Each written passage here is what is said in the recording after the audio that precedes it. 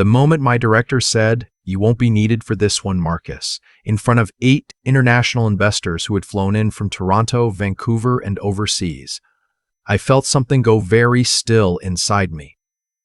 Not anger, not humiliation, something colder than that. I had spent 19 years building infrastructure financing relationships across Canada.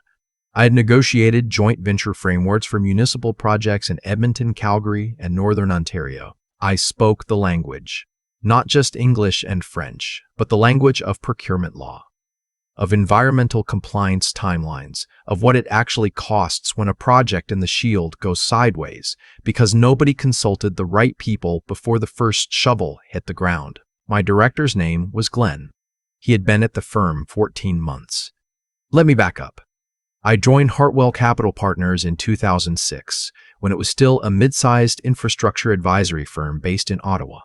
We did project finance, roads, transit corridors, water treatment, energy transmission, the kind of work that takes 5 years to close and another 10 to deliver. The kind of work where one missed detail in a regulatory framework can cost your client $40 million and 2 years of delay. I was 36 when I joined. I had come from a decade at an engineering firm in Winnipeg, where I had learned that the people who actually understand a project are almost never the ones presenting it in the boardroom. I learned that early. My first year in Winnipeg, I watched a senior partner pitch a bridge rehabilitation proposal to a provincial ministry and completely misrepresent the load classification requirements. The ministry approved it anyway. 2 years later, the contractor flagged the error. The remediation cost more than the original contract value. That experience taught me something I carried for the rest of my career. Documentation is not bureaucracy. It is armor. At Hartwell, I built a reputation quietly. I was not the loudest person in the room. I did not have a LinkedIn presence with 40,000 followers. I did not speak at conferences about disrupting traditional infrastructure finance or post thought leadership essays about the future of public-private partnerships. I closed deals. I built trust with clients over years, not quarters. The kind of trust where a CFO at a crown corporation calls you directly, not your firm you, because they know you will tell them the truth even when it is not what they want to hear. By the time Glenn arrived, I was heading the firm's largest active file, a consortium deal, 8 institutional investors, 2 Canadian pension funds, 3 international infrastructure funds, and a mixed group of sovereign wealth representatives, had agreed in principle to co-invest in a $780 million transit corridor project in the Greater Toronto Area. It was 3 years of relationship work, 3 years of calls, dinners, site visits, and careful navigation of a regulatory approval process that involved 4 different levels of government and a reconciliation requirement with 2 First Nations communities that had to be handled with genuine respect, not checkbox compliance. The file was mine.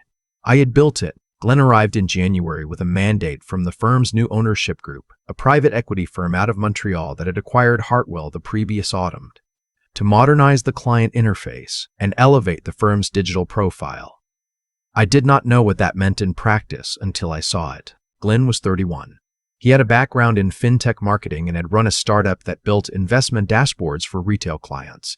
He had a following online. He used phrases like stakeholder narrative and deal velocity and capital stack storytelling. When he sat in on his first consortium meeting, he spent most of it on his phone and then asked afterward why we were not using slide decks with more visual impact. I tried. I genuinely tried. I walked him through the file, the investor relationships, the regulatory timeline, the reconciliation process, the specific language we had agreed to include in the term sheet at the request of the lead pension fund's legal team. There was a clause, an environmental and social governance rider that the lead investor had insisted on after a controversy involving a different firm's project in Northern Ontario the previous year. It was non-standard. It was specific, and it was the condition on which the lead investor had agreed to anchor the consortium. I documented all of this. I sent Glenn a 30-page briefing memo in February. I followed up with a meeting. I noted in my calendar and in writing that he had received and acknowledged the memo. He did not read it carefully. I know this because of what happened in April. In March, Glenn started inserting himself into the file more aggressively. He began scheduling calls with investors directly without copying me. He redesigned our presentation materials, stripped out the technical detail, added graphics, shortened the executive summary to fit on 2 pages. He told me the investors didn't need to wade through all the regulatory language. I told him the regulatory language was not decoration. He smiled and said I was thinking about it like an engineer, not a deal maker. I went home that night and called my brother in Vancouver. He has been in commercial real estate for 25 years. I told him what Glenn had said. My brother was quiet for a moment and then said, "Document everything." I already was. In early April, Glenn told me he would be leading the closing meeting, the meeting where all 8 investors were gathering in person, some flying in from Europe and the Gulf, to finalize the term sheet and move to the signing stage. He said the firm's new ownership wanted a fresh face on the relationship. He said it in a team meeting in front of 3 junior analysts. I nodded. I said nothing. What I did not say, but I had not told anyone, was that the lead investor's legal team had sent me a private note 3 weeks earlier. A quiet flag. They had not received confirmation that the ESG rider clause was still intact in the current draft of the term sheet. They had heard through a secondary channel that the presentation materials had been streamlined. They wanted assurance directly from me that the clause was in. I replied to that note. I confirmed the clause was in the version I had last worked on. I also noted, carefully, that I was no longer leading the file and that they should seek confirmation from the current lead. I did not forward that exchange to Glenn. I kept it in my files. The closing meeting was on a Thursday in late April at a hotel in downtown Toronto. I was not invited to attend. I found out what happened from one of the junior analysts who had been in the room to manage logistics. She called me that evening, clearly shaken. Glenn had opened the meeting confidently. New slides, clean visuals. He had gone through the structure of the deal, the projected returns, the timeline to financial close. The investors had been polite, engaged, and then the lead investor's representative, a woman named Ingrid, the managing director of infrastructure at one of the pension funds, someone I had known for 6 years, had asked a single question. She asked Glenn to confirm the language of the ESG rider clause and explain how it had been integrated into the regulatory approval conditions at the municipal level. Glenn had paused. He had looked at his slides. He had said, and this was confirmed to me by 2 people in that room, "That's a great question, and I want to make sure I give you a precise answer, so let me follow up in writing."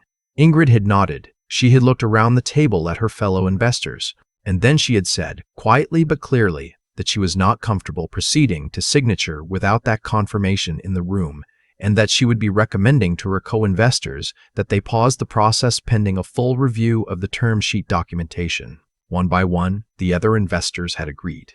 The meeting ended without a signature. The next morning, I received a call from the firm's managing partner in Ottawa. He did not ask how I was doing. He asked if I still had my documentation on the ESG rider. I said yes. He asked if I could come to Toronto. I said I needed to know what I was walking into before I agreed to that. He told me the lead investor had made it clear that they would not recommit to the deal without someone on our side who could speak to the clause, not just recite it, but explain it, trace its origins, articulate its integration into the regulatory conditions. Ingrid had apparently said privately that she did not understand why the person who had built the file was no longer on the file. I took my time. I did not rush. I called my brother again. I called a lawyer I knew in Toronto, not to threaten anyone, but to make sure I understood my own position clearly. Then I called the managing partner back. I told him I would return to the file under specific conditions. I wanted my title restored. I wanted lead credit on the deal. I wanted a written acknowledgement that the ESG clause had been developed and documented under my oversight. And I wanted Glenn removed from the file entirely. There was silence on the other end of the line. Then the managing partner said, "I think that's fair.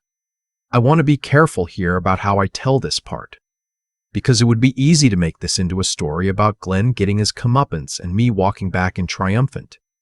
That is not quite how it felt. It felt, honestly, like exhaustion, Like 19 years of doing things the right way had finally, in the most high-stakes moment possible, mattered in a way that could not be argued with or spun into something else. I returned to the file. I had a call with Ingrid that afternoon. I walked her through the clause, its regulatory integration, the correspondence trail, everything. She asked precise questions. I gave precise answers. She thanked me and said she would speak with her co-investors. The consortium recommitted within the week. The term sheet was signed on a Tuesday morning in May. I was in the room. I had the pen. Glenn left the firm 2 months later. I do not know where he went, and I have not looked. What I kept thinking about in the weeks after the deal closed was that junior analyst who had called me the night the meeting collapsed. She had been worried she had done something wrong by telling me. I made sure she knew she had not. I made sure she understood what had actually happened in that room and why. She was smart and careful, and she understood the importance of the regulatory language because she had learned it properly from the ground up. She was the one I trained next. I am not someone who believes that things always work out. I have seen good people lose good files for reasons that had nothing to do with merit. I have seen deals collapse because of politics, because of timing, because of one relationship that soured at the wrong moment. But I also know this. There are some things that cannot be faked. You cannot fake 19 years of knowing exactly which clause matters and why. You cannot manufacture the trust that comes from telling a client the truth when it costs you something. You cannot replace the specific, unglamorous knowledge of how a project actually moves through 4 levels of regulatory approval in this country. The timelines, the relationships, the particular sensitivities of a reconciliation process that has to be genuine, or it will fall apart under scrutiny. Ingrid knew that. The investors in that room knew at the moment Glenn could not answer the question. That is the only thing I would tell anyone who finds themselves where I was in March. Doing the work, building the file, watching someone else repackage it with better graphics and less substance. Keep your documentation. Know your clauses. Do not let anyone convince you that the real work is somehow less valuable than the presentation of the work. The pen belongs to the person who can answer the question. The night the deal closed, I sat in my car in the parking garage under the hotel for about 10 minutes before driving home. Not celebrating, just sitting. 19 years is a long time to carry something, and when it finally lands the way it's supposed to, it doesn't feel like winning. It feels more like the ground becoming solid again after a long time of walking on something uncertain. I thought a lot about what actually happened in that story. Not just the mechanics of the clause or the meeting or Ingrid's question, but the deeper current underneath it. Glenn wasn't a bad person. I want to be honest about that. He was someone who had learned to move fast in environments that rewarded the appearance of competence over its substance. That's not a personal failing. That's what certain systems teach. The problem was that infrastructure finance is not that kind of environment. The consequences are too slow and too large and too real. When something goes wrong in this work, it doesn't show up in a quarterly report. It shows up in a bridge that gets delayed, in a transit corridor that doesn't open on time, in communities that were promised something and are still waiting. What kept me whole through those months? Through March and April, when I was watching the file I had built get repackaged and handed to someone else, was not anger, though there was some of that. It was something closer to a quiet knowledge of what was true. I knew what that clause meant. I knew why Ingrid had asked for it. I knew the exact conversation where it had come from. That knowledge was not transferable by a slide deck reassignment. And I think, somewhere underneath the frustration, I trusted that. Not blindly, not without doubt, but enough to keep documenting, keep filing, keep being precise when it would have been easier to let things slide. That is the thing I would most want someone to take from this if they are in a similar place right now, the work of building real understanding.